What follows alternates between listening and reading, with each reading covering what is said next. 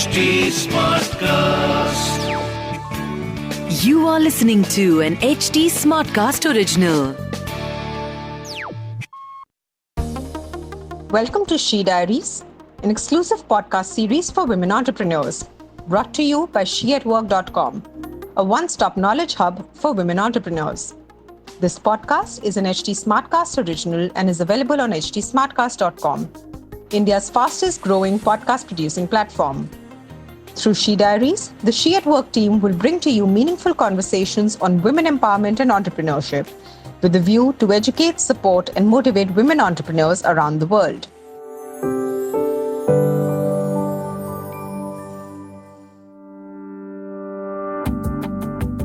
Hello and welcome to a brand new episode of She Diaries. I'm Ashneet Sachdeva, part of She at Work team. Today's guest is an entrepreneur, a technology journalist, a business media presenter, a corporate communications leader, and more, all rolled into one. Through her multifaceted career, she's been a storyteller, and today she will be sharing her journey with us. Tuhina Pandey is the communications lead at IBM India and South Asia. Welcome to the show, Tuhina. We are delighted to have you. Thank you, Ashneet. It's lovely to be here. Great, let's begin.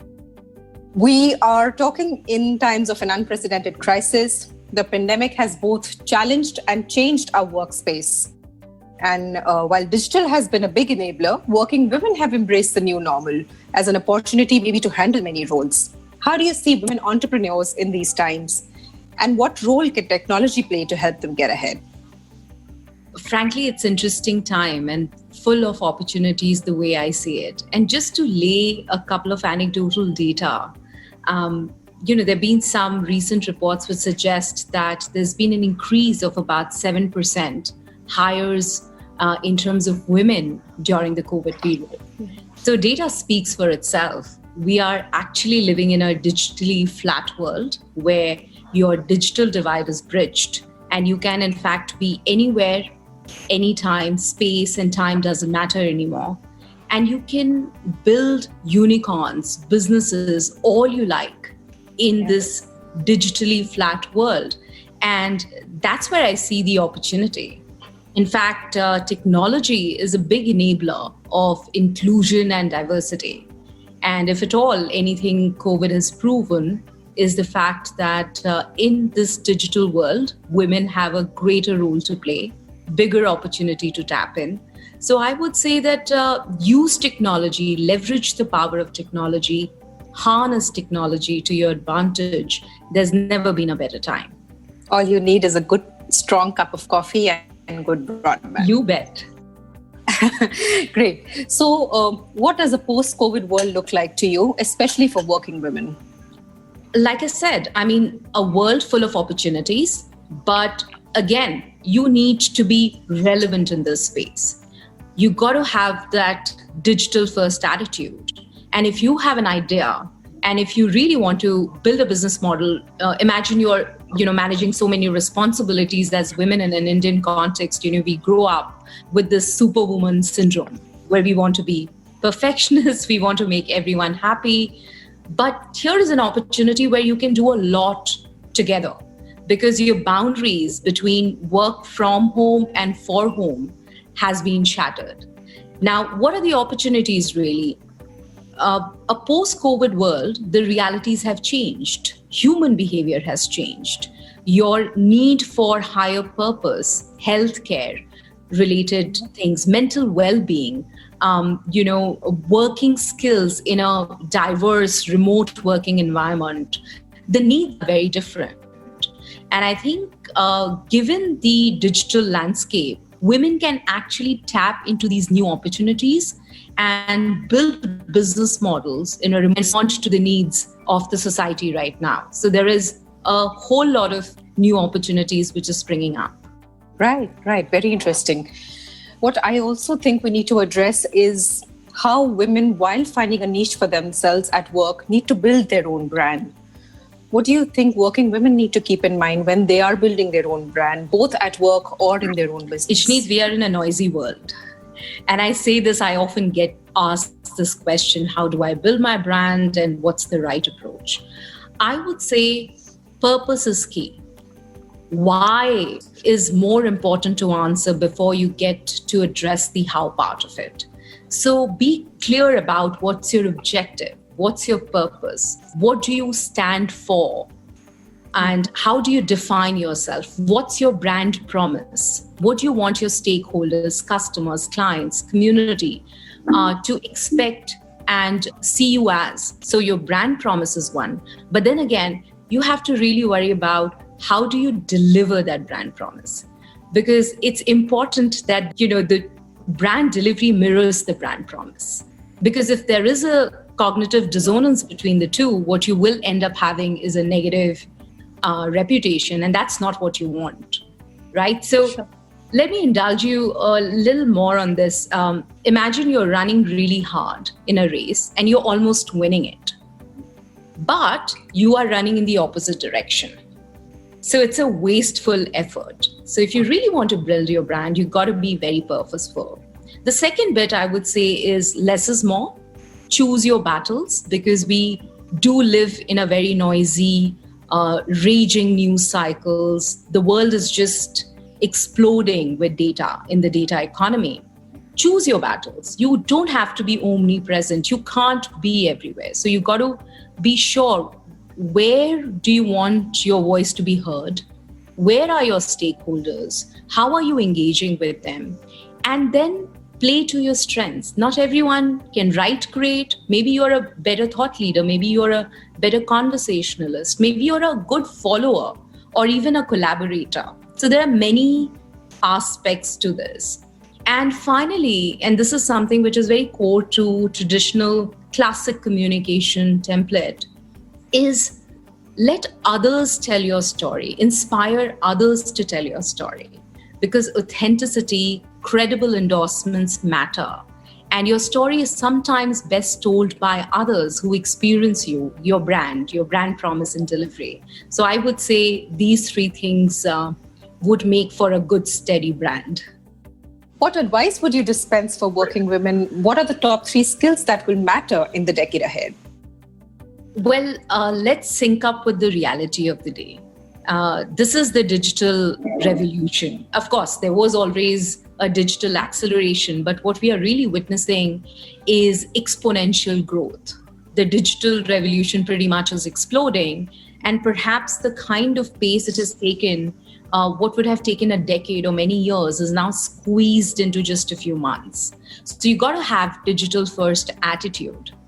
And I don't mean it in an abstract sense. For example, what are your digital business models that can work?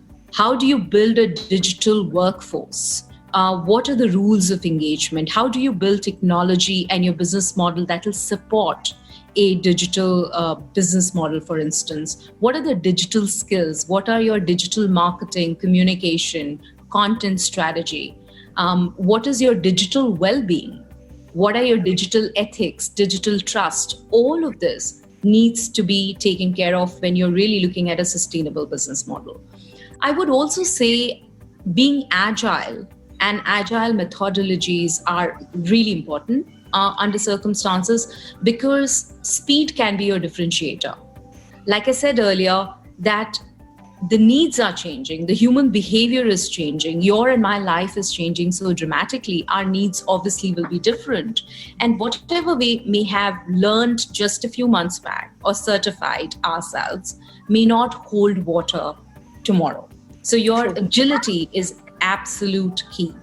And then I would say learnability. So learn to learn.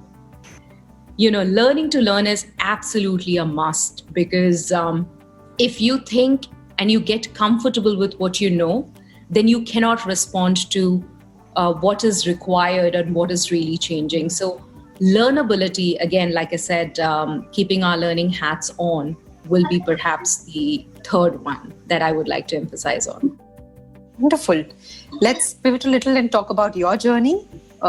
You've donned many hats. You've been successful in an unconventional career. How did you reinvent, and how have you managed to stay relevant through it all?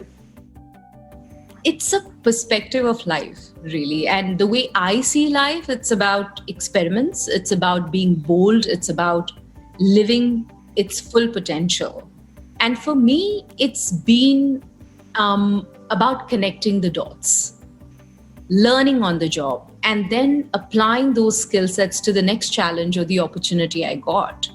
And eventually, through all these journeys, as you laid out, whether it's being a journalist or a media trainer or building a startup or perhaps, leading corporate affairs or corporate communications, it's really all about connecting the dots.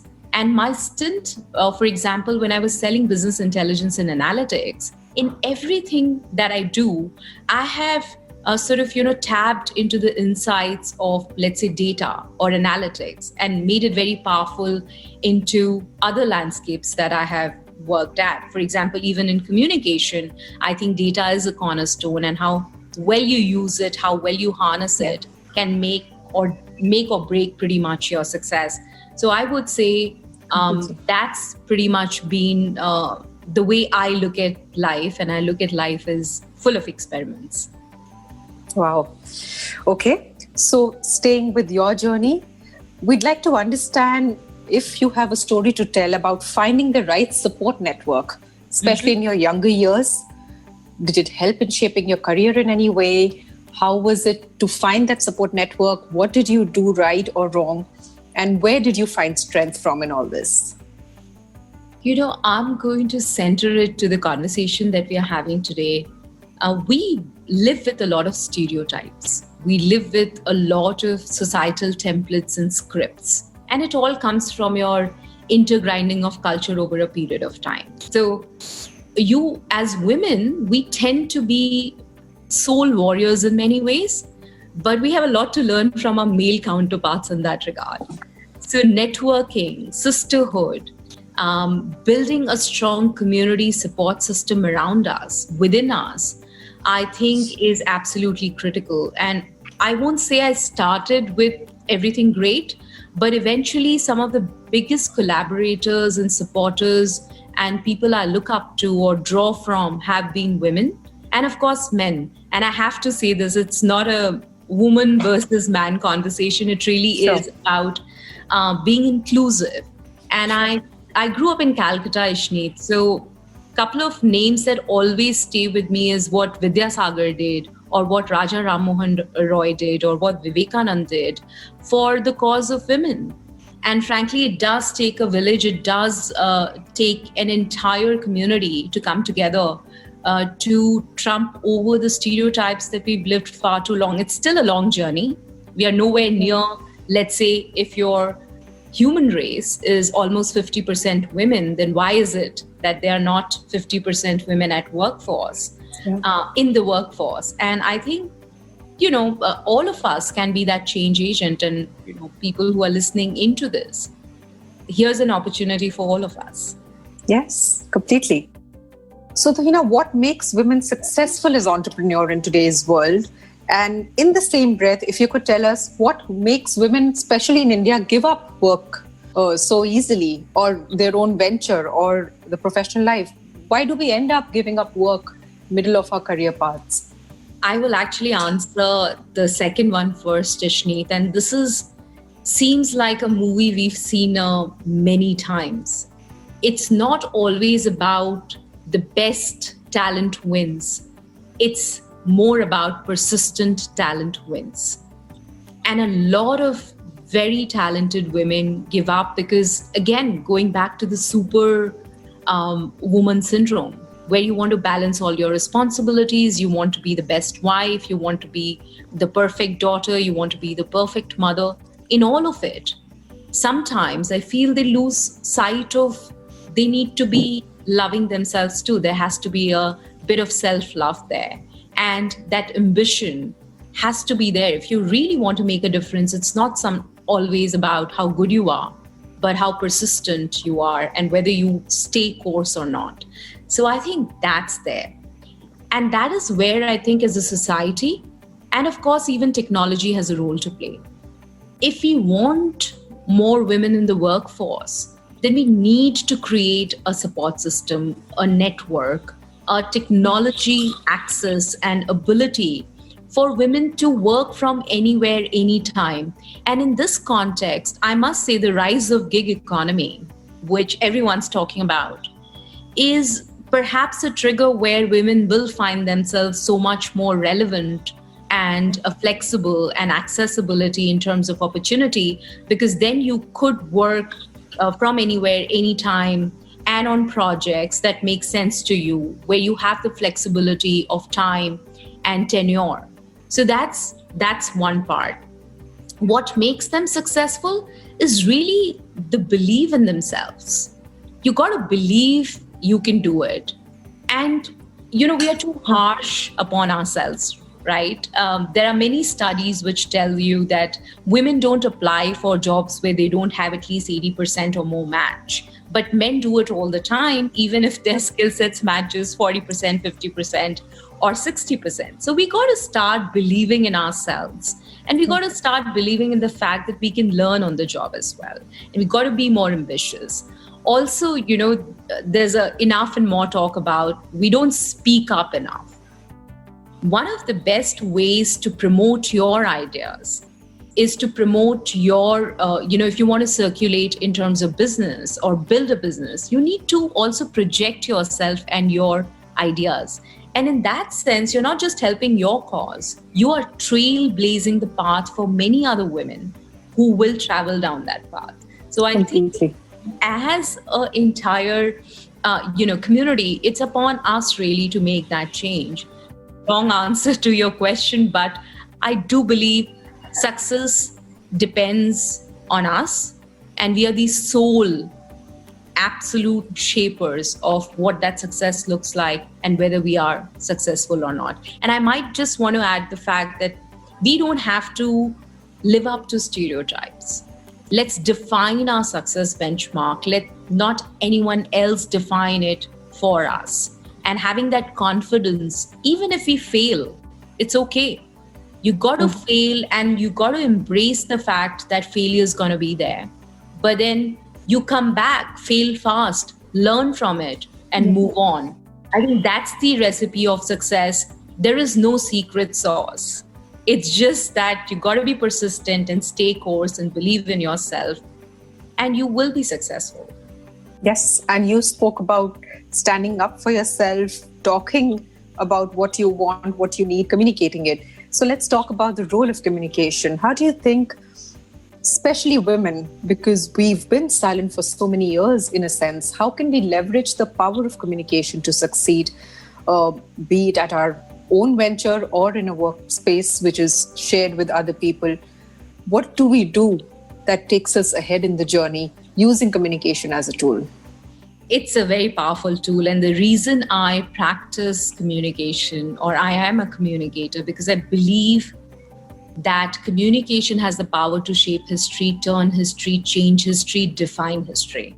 And I say that, look at, for example, the political movements or civil movements that has happened across history. Whether it was a Martin Luther King, or whether it was Mahatma Gandhi, or whether, there is Greta right now talking about the climate change and saving the planet. You need a powerful voice. And you will, of course, attract criticism, love, hate, all of that. You got to have that resilience to stand up to it. And again, ties back to the Gresham's law that if you do not circulate good money in the market, and you circulate bad money in the market, that's all there will be in the market. So if you want to be circulating your ideas, then you got to lend your voice to it and utilize communication as a power tool. And remember, it's never about you.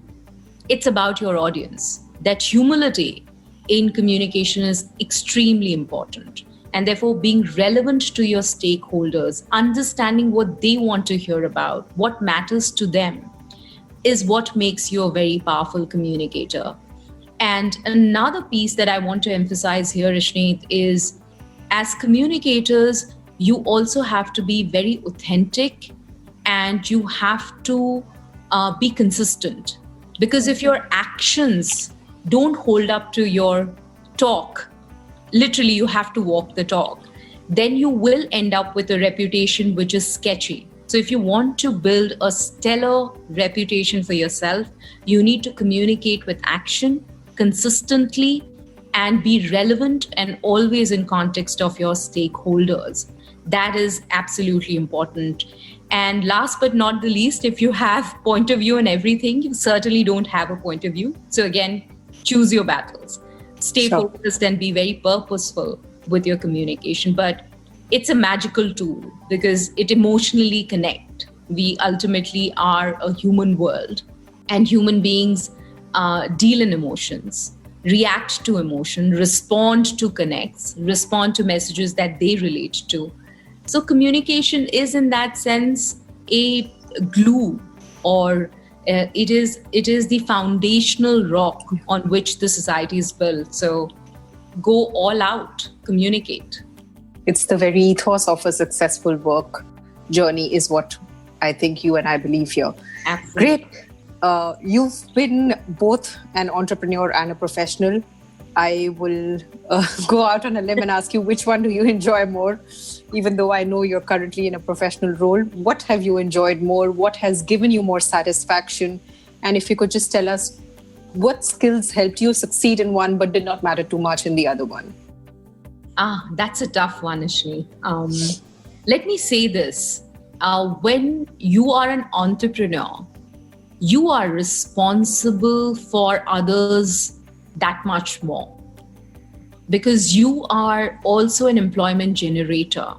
Every action, everything that you do has an impact on someone else's life, their families. So your sense of responsibility as an entrepreneur is that much more.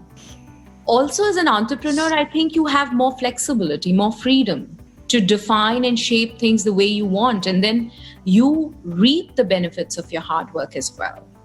You're also defining careers. You're defining careers of so many. Absolutely. I can't agree with that more, because it's so purposeful. It's such a power. It's a beautiful feeling, and it's fulfilling to see that you can really shape so many lives and families and your surroundings. But again, high risk, high reward. Sure. So that is that. And of course, you wear multiple hats. Whether you are administrative job, to doing the sales work, to marketing, to worrying about your reputation, you are literally doing everything. On the same day, you may be wearing 10 different hats. As a professional, again, I see, and if you really look through my career, I have never stopped being an entrepreneur, even in my professional life. Every opportunity, every role I have taken with the same spirit. Can we make something which matters? Can we add more value to our surrounding? My team has always meant a lot to me. If I can be a catalyst to making them into a better professionals, creating more opportunities around me, mentoring them, and making a difference, a legacy or a mark that defines you in that role. So you still take risks, push the boundaries, whether you're professional or entrepreneur. It all really boils down to your individual value systems and what you stand for. And whatever I do, Ishni, in life, I will do it with an entrepreneurial spirit, because I don't know the possibilities. And I say this, that don't say impossible, say I am possible. And to me, every role, every opportunity is about being I am possible and pushing the boundaries and exploring the limits and, going for the best and the bold that is there. It's all about the work ethos at the end of it, be it an entrepreneur or a professional role. Wonderful. Lastly, if you had to give just one advice for aspiring women entrepreneurs, what would that be? Be dreamy, absolutely. Be crazy and mad and dream big and bold. You don't know what possibilities lie. Life is a huge canvas. And if you trust and believe in yourself, you will unlock a life for yourself, opportunity for yourself, even you couldn't have imagined in your wildest dream. So dream, dream, dream. That's what it is. Yes. Wow. What a wonderful thought, Tuhina. Really, as we wrap up this discussion, we couldn't end on a better note. I hope this talk inspires women from all walks of life to not settle for anything less than they deserve, And the demands of the future workplace are changing. And we hope that through these talks, we are able to be by their side and help women succeed. Thank you. It's been an absolute pleasure. Absolutely, Shneet. Lovely talking to you.